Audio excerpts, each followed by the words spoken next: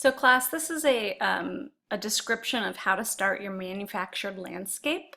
You're going to want to start by identifying your horizon line first. So the first thing in the video you'll see is that I place my horizon line high, and that will allow for an aerial view, looking way down on your landscape. And if you put it low, then we will be looking up at probably some sort of skyline. But do extremes. You either want a very low or a very high point of view. Next, you'll notice that I construct the land first. So if there's a ravine, you want to know where your ravine is. And in order to do that, I locate my left and right vanishing point. And all I do is, instead of having a perfectly straight, rigid line with my ruler, I just kind of undulate the line as I hit ravines, and I'm going in the general direction of my vanishing point, but it kind of dips and raises to indicate the topography. And I just invented it. I'm not even looking at anything. So I'm going to go ahead and let this play loop through once, and then I'll tell you kind of what I'm doing more slowly. So I'm doing my topography first, and then I do my dot, dot, dot, third point, vanishing point. And then I just start with really large structures that I then deconstruct into smaller structures.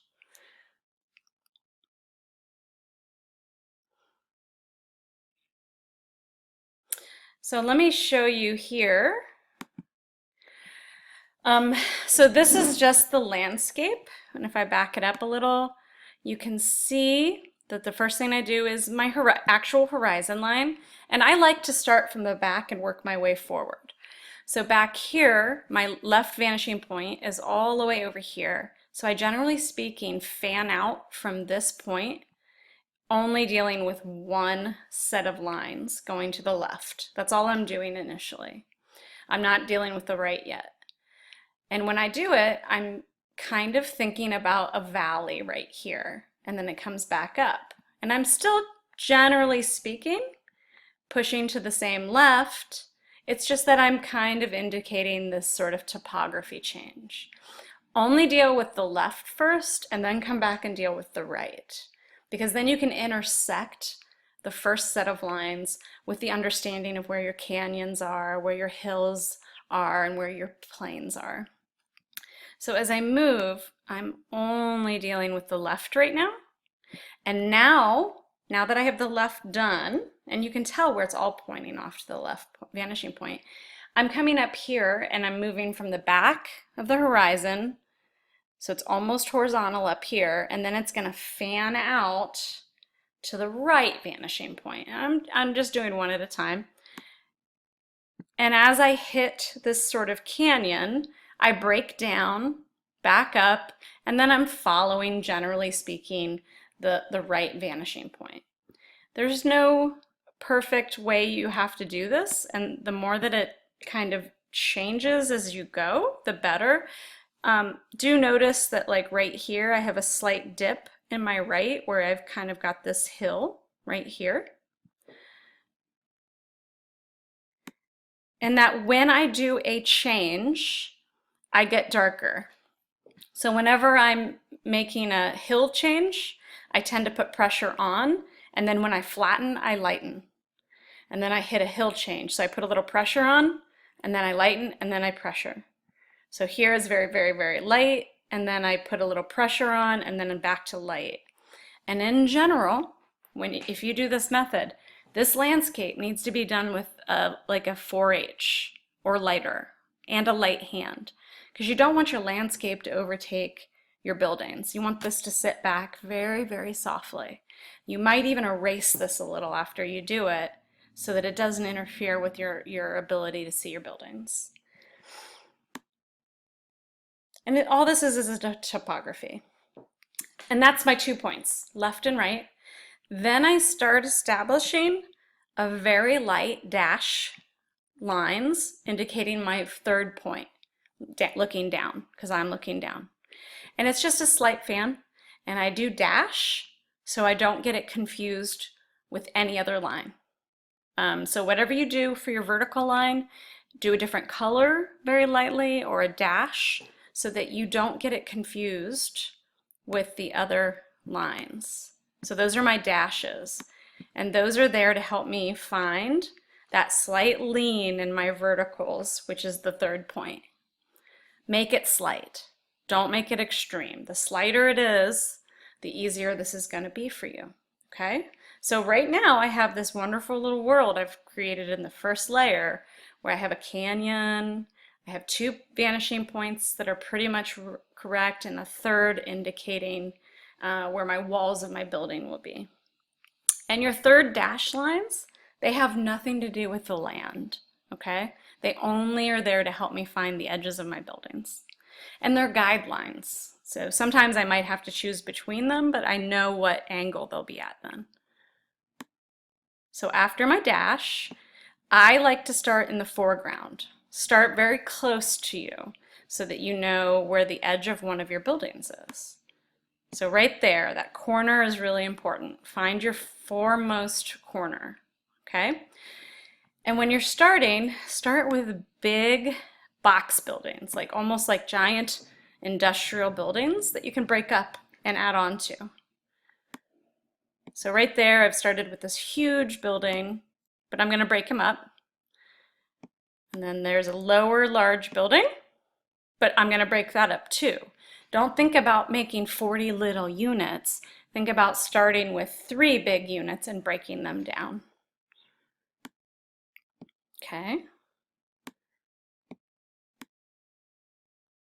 Okay, so I'm on to my third, but these are going to get broken up into like many units. Okay, notice here that the landscape comes in handy for me occasionally because wherever the building meets my topography, I allow those topographical marks, the edge of the land, to show me where it hits the building. That's where those topographical marks can come in handy. So instead of having a straight line there, I reinsert the topography as the stronger edge. So here was my original building right here, but I let that topography hit it, so it looks like it has grown into the hill, right? Like the hill has sort of grown up around this building. And you only have to do that at the base. The tops are going to be geometric, pretty hard edge, but where it hits the valley or the hill, you're going to have to take note. As you move back, your buildings need to get smaller. If they don't get smaller, it's not going to look correct. That's why start in the front with your largest building and start to get smaller as you move back, okay? I have some here in the foreground I'm building. And I like this because I've left the valley open. So my hills are sort of where my buildings are going to grow. And I've left this valley where I might either put a river or a road, okay?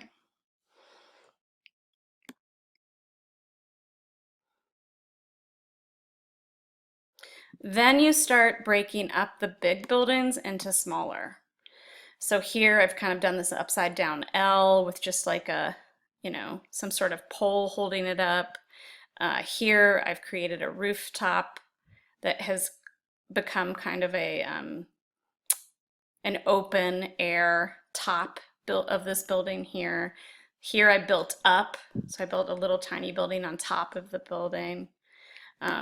It's best to start big and just break them up. So now that I have my big shapes, I start breaking up and building up or deconstructing my buildings. And don't be afraid to have alleys. Like right here, I actually took this building away and made an alley. So I have this sort of big C-like shape here. And honestly, think of your buildings as letters. It makes it so much easier. Like this is a half T or an upside down L. This is a U. Think about Paul Noble and his buildings that are letters. It really does help bring variety to your buildings, and it helps you understand them better. Start thinking about depth, double edges. So right here I have this double edge and it gives that rooftop some depth. That's one thing that I could say from the beginning is that if you guys start thinking like that, like giving edge and depth to some of your buildings, they will look more accurate. Now, once you guys build up, you do need to start erasing first into the objects that you've created. Like right here, I should take this moment and erase the old building's edge so that this sort of book-like shape that's on top now is sitting on top. Make those changes. Like this line actually needs to be erased between these buildings. Take a moment and erase your buildings so that you see them. Get rid of your topography behind, and that clarity is going to help you move forward, okay? And I'm just inventing. I'm putting rooftops, I'm putting little shantyvilles on top of my buildings. What used to be a single building in the back is now like 6 units, like trailers in the back. Okay, so I'm thinking about these as like trailer units together. I put weird rooftops and awnings, right?